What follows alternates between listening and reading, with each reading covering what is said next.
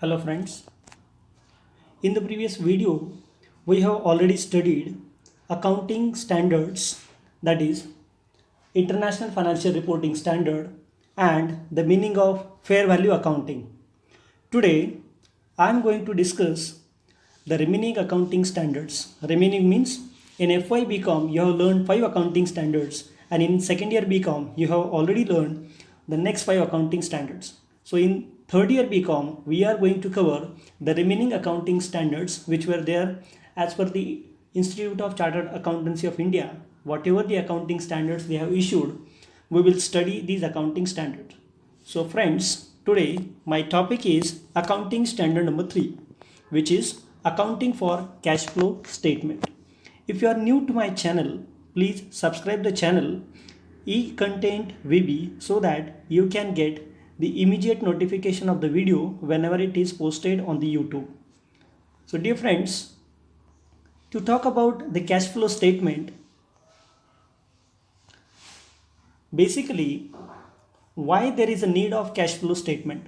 The reason is the traditional financial statement they fail to inform the users the way reporting enterprise has generated cash and the way these were utilized during the accounting period. This necessitated the presentation of cash flow statement as a part of financial statements.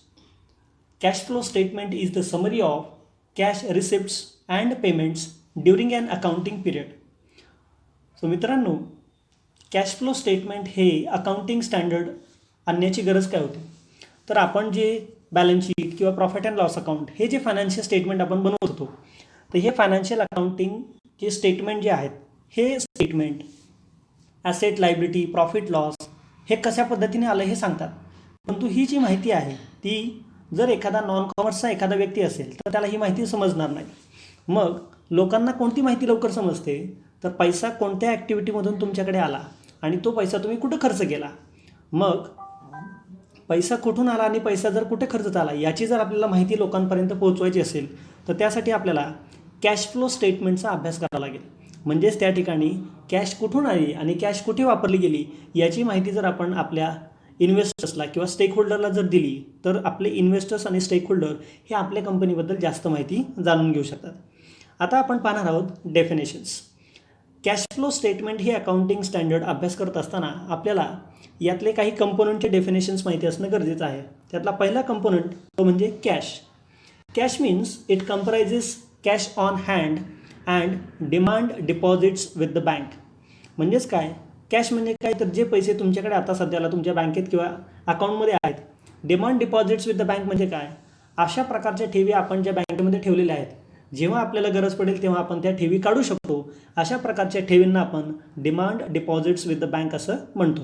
तर कॅशमध्ये ह्या गोष्टींचा समावेश होतो. दुसरी definition आहे ती म्हणजे कॅश इक्विव्हॅलंट्स. कॅश इक्विव्हॅलंट म्हणजे काय, तर ते कॅश नसून कॅशच्या स्वरूपामध्ये इतर ज्या काही ॲसेट्स आपल्याकडे असतात तर त्याला आपण काय म्हणतो, cash equivalent. For example, short term highly liquid investments are readily convertible into cash which are known as cash and which are subject to an insignificant risk of changes in value. म्हणजेच cash equivalent म्हणजे काय, तर रोखीच्या स्वरूपात नाही परंतु ज्या investment आपण खूप शॉर्ट टर्मच्या कालावधीसाठी मध्ये केलेल्या आहेत, तसेच ह्या इन्व्हेस्टमेंटचं रूपांतर आपल्याला इमिजिएटली कॅशमध्ये पण करता येऊ शकतं. तर अशा प्रकारच्या ज्या काही गोष्टी ज्याची व्हॅल्यू फ्युचरमध्ये जास्त चेंज होत नाही, म्हणजे ज्याच्यामध्ये जास्त रिस्क नाही आहे, अशा प्रकारच्या ज्या गोष्टी आपण कॅश शिवाय आपल्याकडे धारण केलेल्या असतात तर त्या गोष्टींना आपण काय म्हणतो, cash equivalent. Next definition is cash flows. Cash flows means the inflows and outflows of cash and cash equivalent. आता कॅश फ्लो म्हणजे काय, तर तुमच्या बिझनेस ऑर्गनायझेशनमध्ये कशा प्रकारे कॅश येते आणि ती कशा प्रकारे कॅश जाते. म्हणजे आपल्याकडे व्यवसायामध्ये कोणत्या कोणत्या मार्गाने पैसे आले आणि आलेले पैसे आपण कोणत्या कोणत्या गोष्टींवरती खर्च केले, तर ह्या जो फ्लो आहे त्या फ्लोला आपण इथे काय म्हणतो, कॅश फ्लो असं म्हणतो. आता कॅश फ्लो स्टेटमेंट जर आपल्याला समजून घ्यायचं असेल तर कॅश फ्लो स्टेटमेंट समजून घेण्यासाठी आपल्याला या कॅश फ्लो स्टेटमेंटमध्ये समाविष्ट असणाऱ्या 3 ॲक्टिव्हिटीजचा अभ्यास करावा लागेल. त्यातली पहिली ॲक्टिव्हिटी आहे ती म्हणजे ऑपरेटिंग ॲक्टिव्हिटी. दुसरी आहे ती म्हणजे इन्व्हेस्टिंग ॲक्टिव्हिटी आणि तिसरी ॲक्टिव्हिटी आहे ती म्हणजे फायनान्सिंग ॲक्टिव्हिटी. आता ऑपरेटिंग ॲक्टिव्हिटी म्हणजे काय? They are principal revenue producing activities of the enterprise and other activities that are not investing or financing activity. म्हणजेच काय? ऑपरेटिंग ॲक्टिव्हिटी म्हणजे तुमचा कंपनीचा व्यवसाय, जो मूळ व्यवसाय आहे, त्या मूळ व्यवसायातून तुम्हाला जो काही पैसा तुमच्याकडे तुम्ही निर्माण करत आहात, परंतु हा पैसा निर्माण करताना याच्यामध्ये तुमच्या कंपनीचा मूळ हेतू काय? उदाहरणार्थ, जर एखादी कंपनी आईस्क्रीमचं मॅन्युफॅक्चरिंग करत असेल तर आईस्क्रीमचं मॅन्युफॅक्चरिंग करून त्याची विक्री करून कंपनीला जो काही पैसा मिळणार आहे तर तो पैसा कंपनीचा ऑपरेटिंग ॲक्टिव्हिटीमधून आलेला पैसा आहे. परंतु ह्या कंपनीने मिळवलेला पैसा जर एखाद्या बँकेमध्ये इन्व्हेस्टमेंट किंवा ठेव म्हणून ठेवलेला असेल किंवा दुसऱ्याला जर कर्जावर रक्कम दिली असेल तर त्या ॲक्टिव्हिटी ह्या ऑपरेटिंग ॲक्टिव्हिटीमध्ये येत नाही. कारण की जेव्हा आपण ती इन्व्हेस्टमेंट म्हणून ठेवतो तेव्हा ती ॲक्टिव्हिटी कोणती होते? तर इन्व्हेस्टिंग ॲक्टिव्हिटी होते. जेव्हा आपण एखाद्या वेळेस पैसे दुसऱ्याला कर्जाच्या स्वरूपामध्ये देतो तेव्हा ती ॲक्टिव्हिटी फायनान्सिंग ॲक्टिव्हिटी होते. म्हणजेच कंपनी जेव्हा आपला स्वतःचा मूळ व्यवसाय करून जो काही कंपनीला रेव्हेन्यू मिळतो तर रेव्हेन्यू मिळणारी जी ॲक्टिव्हिटी आहे त्या ॲक्टिव्हिटीला आपण या ठिकाणी काय म्हणतो? तर operating activity. Next is investing activities. Investing activities are the acquisition and disposal of long-term assets and other investments not included in cash equivalent. आता इन्व्हेस्टमेंट ॲक्टिव्हिटीमध्ये म्हणजे काय म्हटलं जातं इथे? तर इन्व्हेस्टमेंट म्हणजे काय? जर आपण एखादी गोष्ट लाँग टर्मसाठी विचार करत असेल, म्हणजे जर आपण एखादी ॲसेट घेतली तर ती आपल्याला 20 वर्ष चांगल्या प्रकारचं मॅन्युफॅक्चरिंग करून देईल. जर आपण एखाद्या कंपनीच्या शेअर्समध्ये गुंतवणूक केली तर आपल्याला त्याचा चांगला परतावा लाँग टर्ममध्ये मिळेल. तर अशा प्रकारच्या ज्या काही ॲक्टिव्हिटीज असतात कंपनीमधल्या तर त्या ॲक्टिव्हिटीजला या ठिकाणी काय म्हणतात? Investing activity. परंतु याच्यामध्ये कॅश इक्विव्हॅलंटचा समावेश होत नाही. आता कॅश इक्विव्हॅलंटचा समावेश का होत नाही? तर कॅश इक्विव्हॅलंट हे शॉर्ट टर्मसाठी असतं, लाँग टर्मसाठी नसतं आणि म्हणून त्याचा इन्व्हेस्टमेंट ॲक्टिव्हिटीमध्ये समावेश केला जात नाही. तिसरी ॲक्टिव्हिटी आहे ती म्हणजे financing activity. Financing activity means what? These are the activities that result in changes in the size and composition of the owners capital including preferential capital in the case of a company and borrowings of the enterprise. आता financing बघा purely शब्दामध्येच mention केलेलं आहे. Financing activity म्हणजे काय? तर ज्या ॲक्टिव्हिटीमुळे आपल्या कंपनीच्या भागभांडवलामध्ये फरक निर्माण होणार आहे. मग भागभांडवलामध्ये कशाचा समावेश आहे? तर इक्विटी शेअर कॅपिटल आणि प्रेफरन्स शेअर कॅपिटल. आणि तुम्ही जर एखाद्याकडून कर्ज काढला असेल तर तो कर्जाचा भाग म्हणजे आपल्या कंपनीच्या भागभांडवलामध्ये जर काही फरक आला.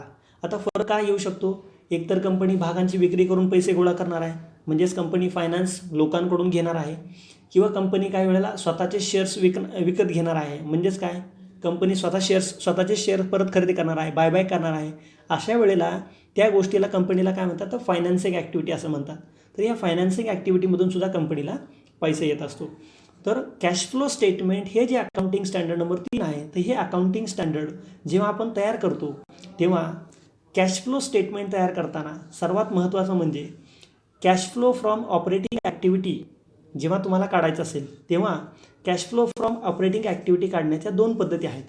त्यातली पहिली पद्धत म्हणजे डायरेक्ट मेथड. डायरेक्ट मेथडमध्ये आपण काय म्हणतो की ग्रॉस रिसिप्ट आणि ग्रॉस पेमेंट ऑफ कॅश हे फक्त आपल्याला दाखवायचं असतं. म्हणजे इथे कुठल्याही प्रकारचं सेपरेशन न करता एकूण तुम्हाला पैसे कुठून आले आणि एकूण तुम्ही पैसे कुठं खर्च केले याचं जेव्हा आपण डिस्क्लोजर करतो तेव्हा ती ॲक्टिव्हिटी आपल्याला काय म्हणता येईल? तर कॅश फ्रॉम ऑपरेटिंग ॲक्टिव्हिटी असं म्हणता येईल. परंतु जी इनडायरेक्ट मेथड आहे तर इनडायरेक्ट मेथडमध्ये प्रॉफिट अँड लॉस अकाउंट हे ॲडजस्ट केलं जातं आणि त्याचे जे इफेक्ट आहेत, आता कोणते इफेक्ट असतील? तर नॉन कॅश ट्रान्झॅक्शनची इफेक्ट. आता नॉन कॅश ट्रान्झॅक्शनमध्ये कोणते इफेक्ट येतील? उदाहरणार्थ डेप्रिसिएशन आहे किंवा डिस्काउंट अलाउड आहे किंवा डिस्काउंट रिसिवड आहे.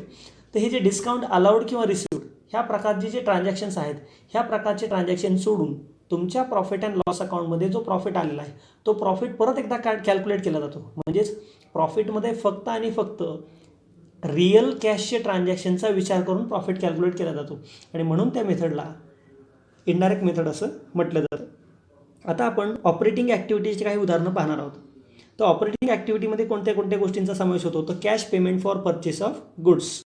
आपण आपल्या व्यवसायाचा जो काही उत्पादन आपल्याला करायचं आहे ते उत्पादन करण्यासाठी आपण जे परचेसेस करतो त्यासाठी आपल्याकडून पैसा जातो, तर ते कॅश फ्रॉम ऑपरेटिंग ॲक्टिव्हिटी आहे.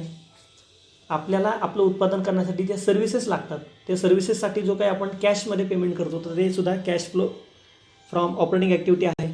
त्यानंतर आपण कामगारांचा पगार देतो, तो पगार देखील ऑपरेटिंग ॲक्टिव्हिटीमध्ये येतो. आता आपण जो मॅन्युफॅक्चर केलेला माल आहे तो माल सेल पण करणार आहे, तर इनफ्लो ऑफ कॅश, माल विकला जाणार आहे, आपल्याकडे कॅश येणार आहे, तर ते पण ऑपरेटिंग ॲक्टिव्हिटीमध्ये येणार. रेंडरिंग सर्व्हिसेस, आपण एखादी गोष्ट मॅन्युफॅक्चर न करता समजा आपण सर्व्हिसेस देण्याचा व्यवसाय करत आहोत, तर जेव्हा आपण एखाद्याला सर्व्हिस देतो तेव्हा सर्व्हिसच्या बदल्यामध्ये आपल्याला त्याच्याकडून कॅश मिळते किंवा आपल्याला त्याला कॅश द्यावी लागते. आणि पुढचं आहे ते म्हणजे cash receipts of royalties, fees, commission and other revenues. जर आपण एखाद्याला आपलं कॉपीराईट किंवा पेटंट वापरायला दिलं असेल तर त्याच्या बदल्यामध्ये आपल्याला रॉयल्टी मिळते, किंवा काही वेळेला आपण एखाद्या व्यक्तीकडून फी चार्ज करतो किंवा आपण त्याच्याकडून कमिशन घेतो किंवा अन्य इतर मार्गाने आपल्याला जे काही पैसे मिळतात कॅशच्या स्वरूपामध्ये जे ऑपरेटिंग ॲक्टिव्हिटीशी संबंधित आहे, तर ह्या सर्व एक्झाम्पल्सला तुम्ही असं म्हणू शकता they are the examples of cash flow from operating activities. आता आपण बघणार आहोत examples of cash flow from investment activity. आता इन्व्हेस्टमेंटमध्ये काय येतं तर acquisition or disposal of equity, डेप्ट, इन्स्ट्रुमेंट, फिक्स ॲसेट, आणि ह्याच्यामध्ये रिपेमेंट ऑफ लोन. आता ह्याचं जर एक्झाम्पल घ्यायचं म्हटलं तर याचं बेस्ट एक्झाम्पल आहे ते म्हणजे receipt from disposal of fix asset. आता आपण एखादी फिक्स ॲसेट ही घेतली होती, ती इन्व्हेस्टमेंट म्हणून घेतली होती कारण ते आपण लॉंग टर्मपर्यंत वापरणार होतो. पण आता समजा जर ते आपण फिक्स ॲसेट विकली तर विक्री करून आपल्याला काय येणार आहेत, पैसे येणार आहेत, म्हणजे ते इन्व्हेस्टमेंटचा पार्ट आहे. दुसरं काय, loan given to or recovered from other entities. आपण जर एखाद्या व्यक्तीला लोन दिलं असेल किंवा एखाद्याकडून लोन घेतलं असेल तर तो इन्व्हेस्टमेंटचा भाग आहे. तुम्ही एखाद्याला लोन देताय त्याच्यावरती व्याज कमवताय म्हणजे इन्व्हेस्टमेंट आहे ही. तिसरा आहे तो म्हणजे payment to acquire the fix assets. आपण नवीन फिक्स ॲसेट खरेदी केली म्हणजे आपण इन्व्हेस्टमेंट केलेली आहे. Interest and dividends earn. आता जेव्हा कंपनी वेगवेगळ्या कंपन्यांच्या शेअर्समध्ये किंवा वेगवेगळ्या कंपन्यांमध्ये गव्हर्नमेंट सिक्युरिटीजमध्ये जेव्हा इन्व्हेस्टमेंट करते तेव्हा कंपन्यांना डिव्हिडंड आणि इंटरेस्ट हे मिळत असतात. Next is third, that is cash flow from financing activities. Now to talk about financing activities are nothing but they are the cash flows which are generated by financing. Finance, it means that you are just issuing the shares to other person, or similarly you are issuing the debentures or preference shares to the shareholders, so that by issue of shares the shareholder will get the share or debenture holder will get the debenture, and instead of that they will give us a cash, so that will be considered as an cash investment, cash flow from financing activities. Second is cash proceeds from issuing debentures, loans and other borrowings and bonds. So sometimes company instead of issuing shares, company goes for issuing bonds. Next point is cash payment of amounts borrowed.